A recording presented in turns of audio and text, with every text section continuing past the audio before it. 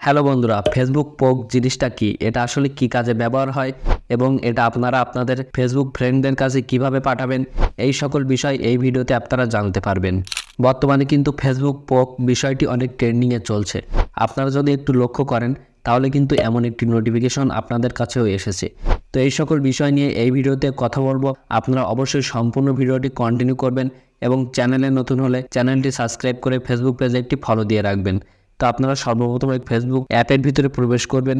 তো দেখতে পাচ্ছেন এখান থেকে আমি যদি সার্চ অপশনে ক্লিক করি, এই যে দেখতে পাচ্ছেন এখানে কিন্তু পোক, আপনারা জাস্ট এটা লিখে সার্চ করে দিবেন। এই যে দেখতে পাচ্ছেন POKES, আপনারা জাস্ট এটা লিখে সার্চ করে দিবেন।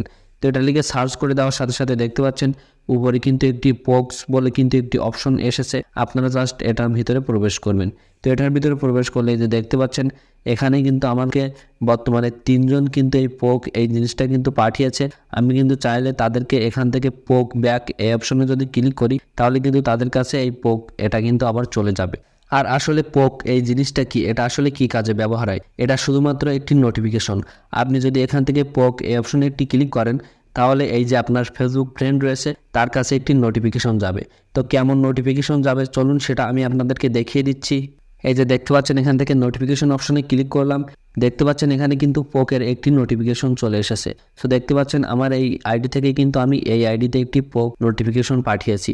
এই জন্য দেখতে পাচ্ছেন এটা কিন্তু শুধুমাত্র একটি নোটিফিকেশন আকারেই কিন্তু আপনাদের কাছে আসবে। এটা আসলে বর্তমানে আর কোনো কিছু বিষয়কে আসলে মিন করে না। তো এখন যদি আমি এটার ভিতরে প্রবেশ করি, দেখতে পাচ্ছেন এখান থেকে কিন্তু আমি আবারও যদি পোক ব্যাক এই অপশনে একটি ক্লিক করে দেই তাহলে কিন্তু আমার ওই আইডিতে অথবা আপনি যার কাছে পোক ব্যাক পাঠাবেন তার কাছে কিন্তু আরেকটি নোটিফিকেশন চলে যাবে। দেখতে পাচ্ছেন এখন যদি আমি এখান থেকে একটু ব্যাক চলে আসি, দেখতে পাচ্ছেন এখানে কিন্তু এই যে নোটিফিকেশন চলে এসেছে। এই যে দেখতে পাচ্ছেন এভাবে কিন্তু আপনারা শুধুমাত্র একটি নোটিফিকেশন পাঠাতে পারবেন। এটা আর কোনো ধরনের কোনো বিষয় না। তো এখন আপনারা চাইলে এখান থেকে এই যে দেখতে পাচ্ছেন সার্চ অপশন থেকেও কিন্তু আপনারা এখান থেকে চাইলে সার্চ দিয়ে কিন্তু আপনারা আপনাদের ফ্রেন্ডদের কাছে পোক পাঠাতে পারেন।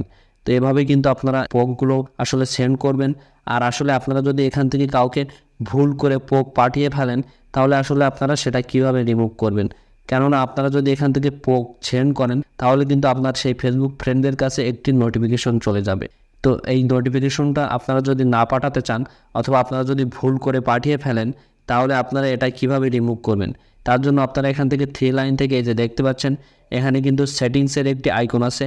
আপনারা এখান থেকে সেটিংস অপশনে একটি ক্লিক করে দিবেন। তো সেটিংস অপশনে ক্লিক করে দেওয়ার পরে আপনারা এখান থেকে একটু স্ক্রল করে নিচে চলে আসবেন। তো স্ক্রল করে নিচে চলে আসার পর এই যে দেখতে পাচ্ছেন এখানে কিন্তু একটি অপশন আছে অ্যাক্সেস ইওর ইনফরমেশন। আপনারা এখান থেকে অ্যাক্সেস ইওর ইনফরমেশন আপনারা এটার ভিতরে প্রবেশ করবেন। তো এটার ভিতরে প্রবেশ করার পর এই যে দেখতে পাচ্ছেন এখানে কিন্তু কন্টিনিউ বলে কিন্তু একটি অপশন আছে। আপনারা এখান থেকে কন্টিনিউ এই অপশনে একটি ক্লিক করে দিবেন। তো কন্টিনিউ অপশনে ক্লিক করলে আপনাদের সামনে কিন্তু এমন একটি ইন্টারফেস চলে আসবে।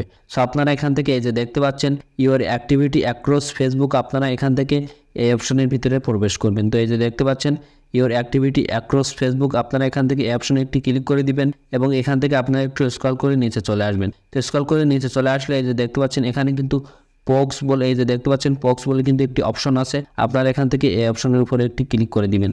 তো অপশনের উপরে ক্লিক করে দিলে দেখতে পাচ্ছেন এখানে আপনি যাদেরকে পোক এই নোটিফিকেশনটি পাঠিয়েছেন সে সবার নাম কিন্তু এখানে শো হচ্ছে।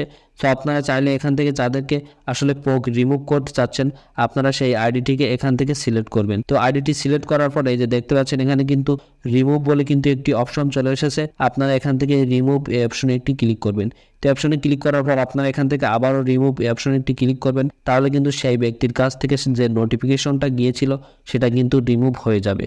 তো আশা করি আপনারা বুঝতে পেরেছেন এই পোক জিনিসটা আসলে কি, এটা কি কাজে ব্যবহার হয়। এটা শুধুমাত্র একটা নোটিফিকেশন।